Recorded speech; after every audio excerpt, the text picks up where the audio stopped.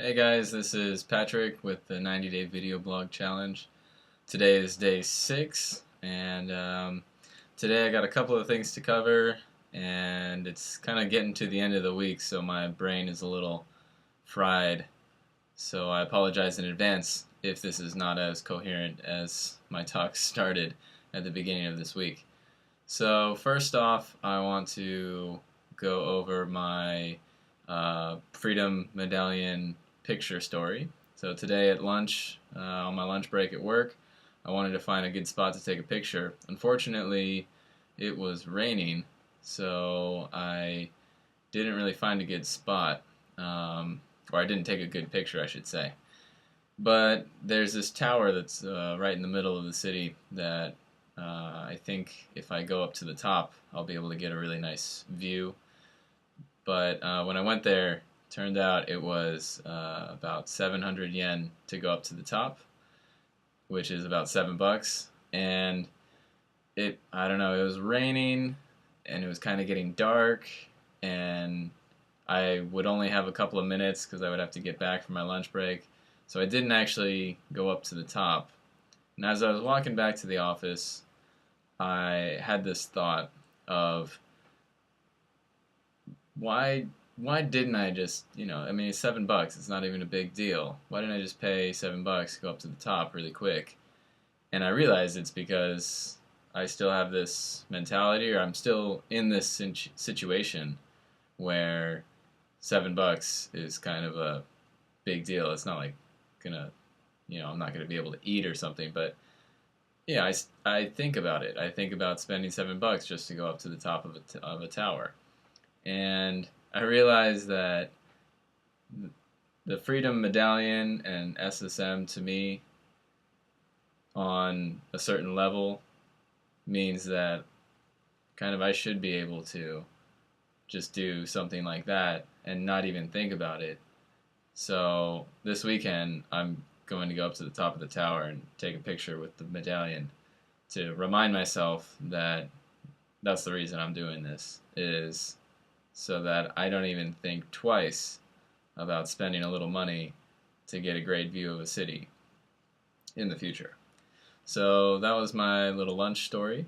And on a separate note, I also wanted to talk today about sort of the same thing with battling fear, getting over what other people think of you, and that sort of thing. And I accomplished my one cold approach today, although I have to admit I feel like I've been kind of pussying out a little bit. I've been talking to girls, but I haven't been going for a number or an insta date, or I haven't been going to strike out, basically, or go big or go home. So I admit that to myself, and it's not great, but I take it as a step in the right direction still, that I'm not just sort of walking around and not doing anything at all. At least now for the past couple of days I've been able to actually go up and actually start saying something, even if it's not exactly what I might want to say or something that actually accomplishes my goals of the cold approach. So, if that makes sense. So today I asked some girl to translate some Japanese for me on my phone, and it went fine, just like a normal person helping you read something on your phone. So nothing really happened on that, but I checked it off on my to-do list.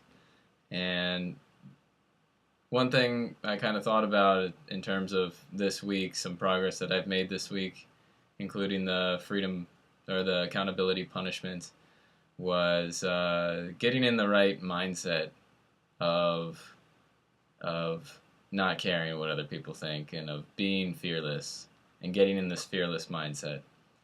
And so recently I watched RSD Julian, one of RSD Julian's talks, and he kind of talks about being in state all the time, being in this sort of supercharged state all the time, or doing things that will get you to remember that anytime that get you to remember any time that you were in this state that you like, or this sort of state of being that helped you accomplish your goals. So what I noticed is in my job, sometimes I go and I hand out flyers on the street, like advertising, just giving people flyers. And we have a new coworker at my office, and she's not really good at all at handing out flyers. She's very passive about it, and usually I hand out an entire bag before she's even done with a quarter of hers. So I realized, like, this is an acquired skill. I didn't even notice it, that I've acquired over the last 2 years, that when I'm out there on the street handing out flyers, I literally don't give a shit what anybody thinks, because all I'm concerned about is if they're going to take this flyer or not. So when I go up to somebody and I say, "Hi, have a flyer," or "Hi," and whatever I say, I have no concern for whatever they're thinking, whatever anybody else around me is thinking. All I'm concerned about is that person, getting them to take the flyer, or, getting them to get to take my flyer, to do whatever else I'm doing for the advertising thing. And I noticed that whenever I'm out there advertising, I don't feel like me when I'm cold approaching. I feel super confident. I'll go and do a weird dance in front of a group of girls to get them to laugh, and then give them all flyers.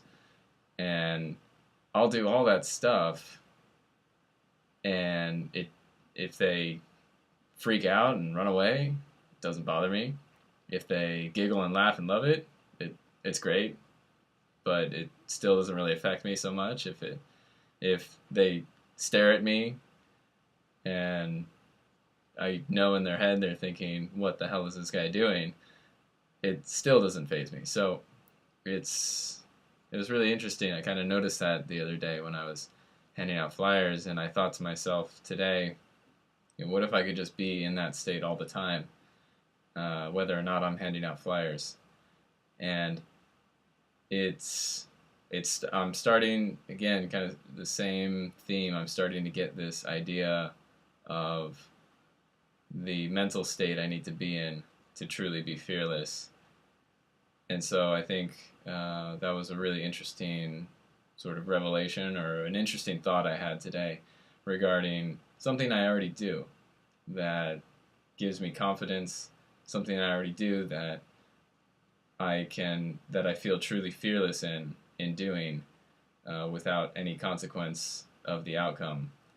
And I think now that I've realized that, or now that I've kind of thought about it, I can take steps to implement that mental state in game, or in whatever I happen to be doing that is helping me overcome this huge fear.